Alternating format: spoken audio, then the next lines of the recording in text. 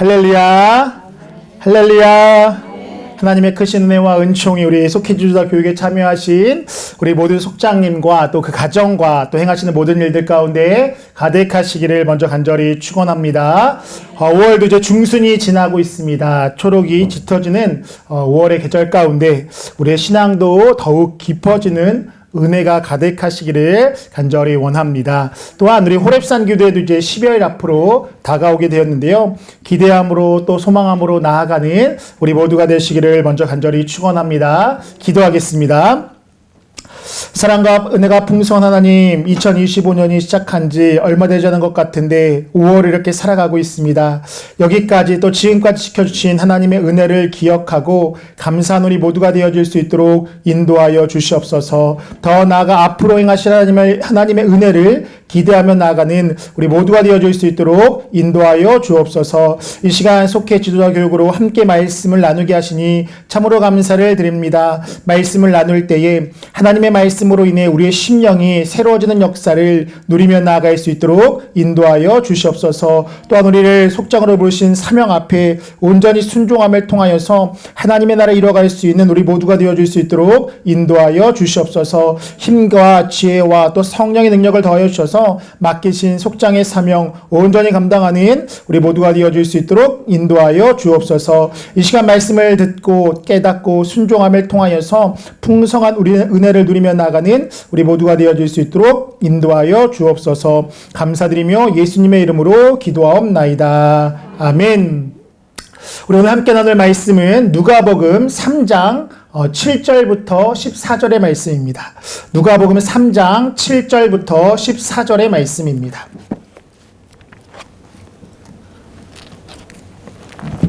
누가복음 3장 7절부터 14절의 말씀이고요. 우리 공과는 21과입니다. 네. 오늘은 21과 회개에 합당한 열매를 맺으라입니다. 말씀은 누가복음 3장 7절부터 14절입니다. 지난주에 살폈듯이 세례 요한은 예수님의 오심을 예비하는 자였습니다. 그는 광야에 외치는 자로서 예수님의 오심을 말씀하시면서 회개에 합당한 회개의 세례를 베풀게 됩니다.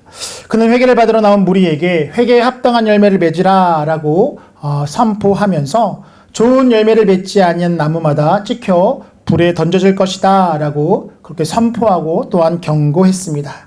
이는 합당한 열매가 없는 회개는 무익한 것이고 진정한 회개는 삶 속의 열매로 나타나야 함을 이야기하는 것이었습니다. 기독교는 입술에만 그치는 것을 이야기하지 않습니다.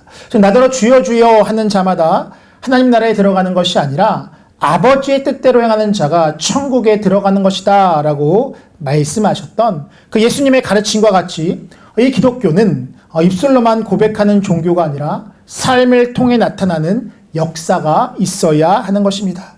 즉 기독교의 진리는 죄의 삭슨 사망이요 또 예수님 안에서 회개하여 하나님의 자녀가 된 자는 영생을 깨닫게 하는 것뿐만 아니라 변화된 삶을 살아갈 수 있게 하는 능력과 또 권세를 가지고 있는 것입니다. 근데 분명한 것은 무엇이냐? 이 나무가 열매를 맺기 위해서 부단히 노력하는 것은 아니다라는 것입니다. 분명한 것은요, 이 나무는 어떠한 상황과 조건 아래에 있다라면 자연스럽게 열매가 맺혀지게 된다라는 것입니다. 즉 나무는 물을 먹고 양분을 흡수하고 태양의 빛을 받으며 그 과정 가운데요, 자신도 모르게 열매가 맺혀져 버리게 된다라는 것입니다. 그렇기에 우리의 삶 가운데도 마찬가지입니다. 우리가 예수님을 믿는다라고 이야기할 그때에 우리의 삶 가운데 자연스럽게 열매가 맺혀져야 한다라는 것. 이것을 회개로 연결해 보면 삶의 열매로 나타나지 않는 회개는 진정한 회개라고 할 수 없고 공허한 입술의 고백에 지나지 않는다라는 것입니다. 즉 죄를 회개할 때요, 죄를 완전히 끊어지지 못한다라면요, 그 회개는 진정한 회개가 아니라 위선이고 거짓에 지나지 않게 됩니다. 즉 진정한 회개를 한다라면 회개에 합당한 열매가 그의 삶 가운데, 그의 모습 가운데 자연스럽게 나타나야 한다라는 것. 그렇기에 아직 실천이 없는 믿음에 있다라면 내가 하나님을 믿고 내가 진정 회개했다라고 이야기하는데 여전히 어떤 나의 삶 가운데 그런 삶의 모습과 태도가 없다라면 내게 잘못된 것이 있음을 깨달아야 하는 것입니다.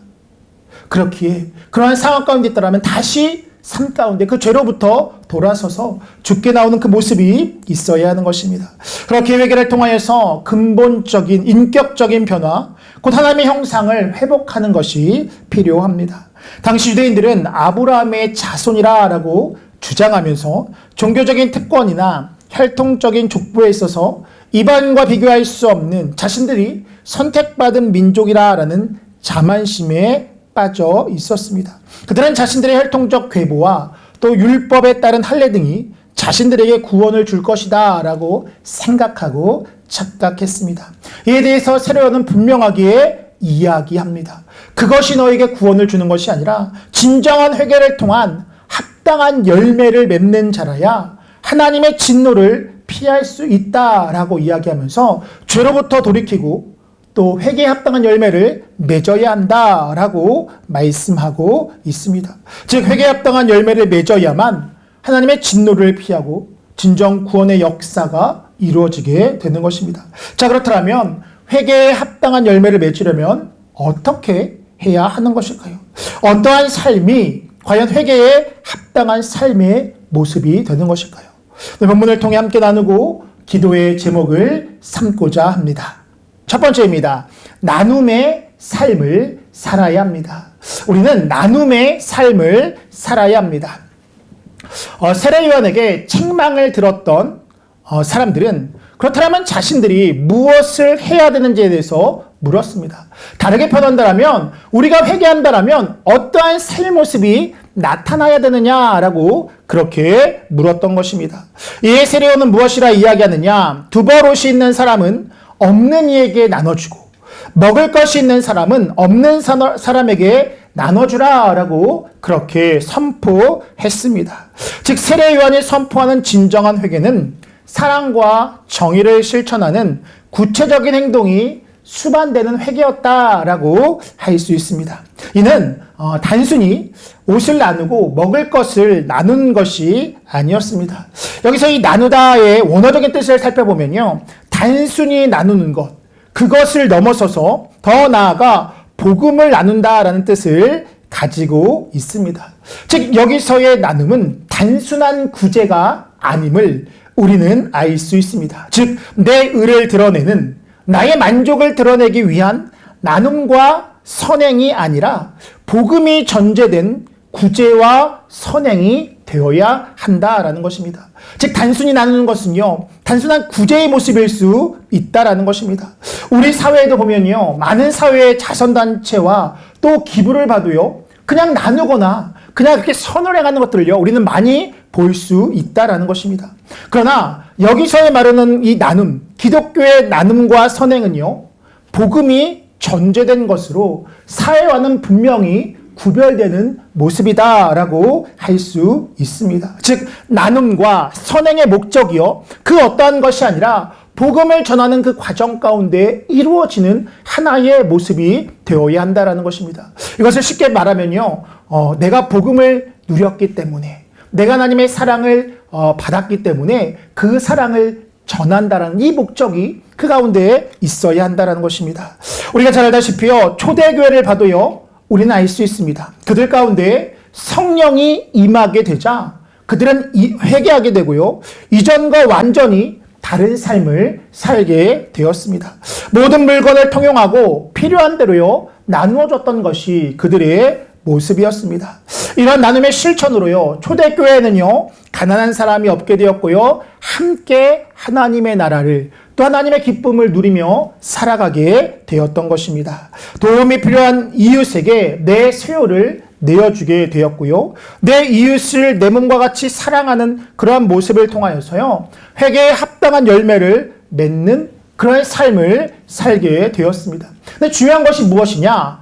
억지로 했던 것이 아니다라는 것입니다. 내가 억지로 해야 된다는 어떠한 그러한 모습이 아니라 하나님의 은혜가 그들 가운데 이렇게 주어지게 되었을 때, 성령이 그들 가운데 임재하게 되었을 때요, 그들은요 자연스럽게 그러한 삶의 모습이 나타나게 되었던 것입니다.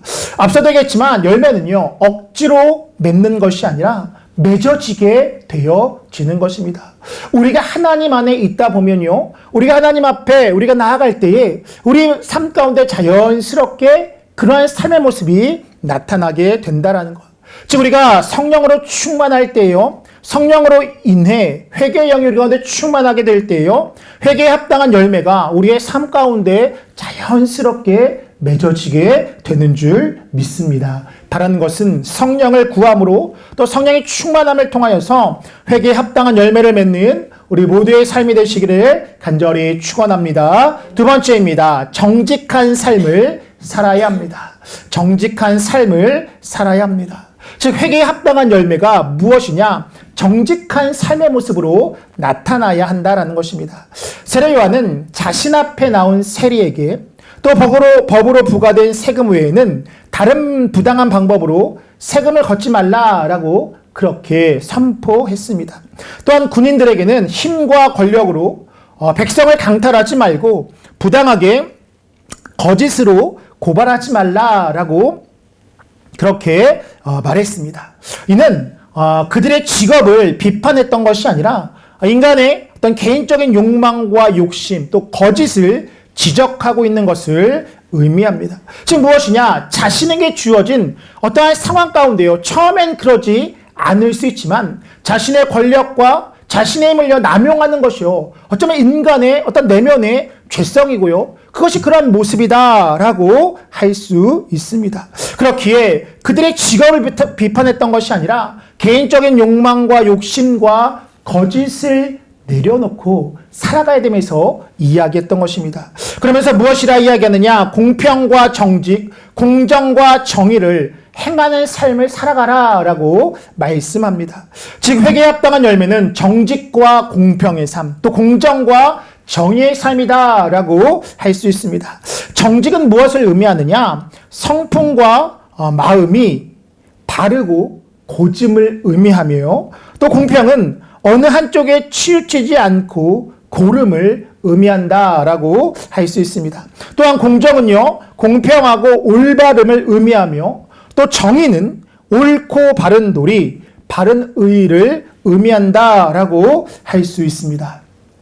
그 말이 그 말 같고 또 그 말이 그 말 같은 느낌이 들지만 결국 뭐냐면 이 모든 것이요, 하나님 나라의 속성을 의미한다라고 할 수 있습니다. 즉 이러한 속성, 정직과 공평, 공정과 정의의 삶은요, 회개하는 자, 즉 누구에게나, 하나님을 믿는 자들 누구에게나 있어야 하는 삶의 모습이고요, 또 우리가 취해야 되는, 우리가 궁극적으로 추구해야 되는 삶의 방향이 되어야 한다는 것입니다. 즉 단순히 세리와 군인만이 아니라요, 회개한 모든 자들은요, 하나님 앞에 나아가 살아가는 모든 자들은 어떠한 직업을 갖든 어떠한 일을 하든 어떠한 위치에 있든 각자에게 주어진 자리에서, 각자에게 맡겨진 자리에서 이와 같이 살아가야 한다라는 것입니다.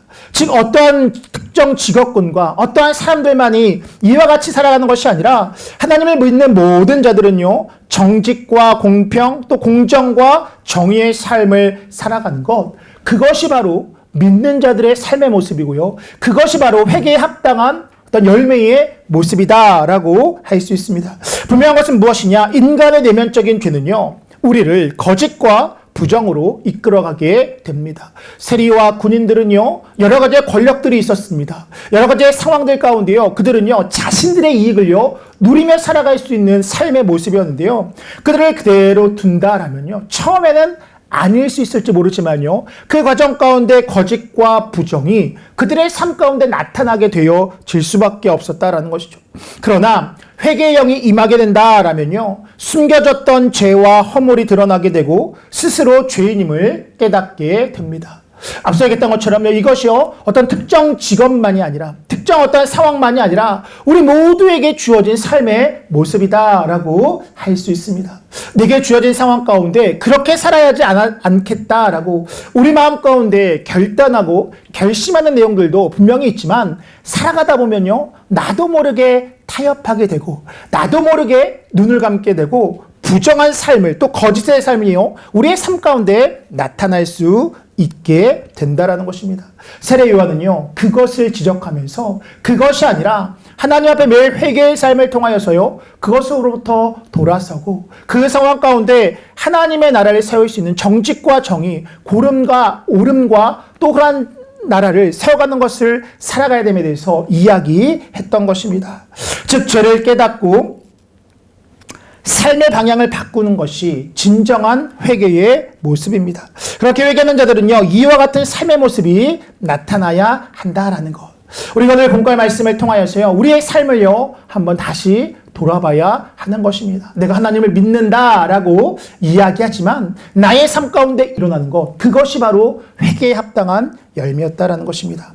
분명한 것은요, 진정한 회개 없이는요, 변화도 없고 구원도 없다라는 것입니다.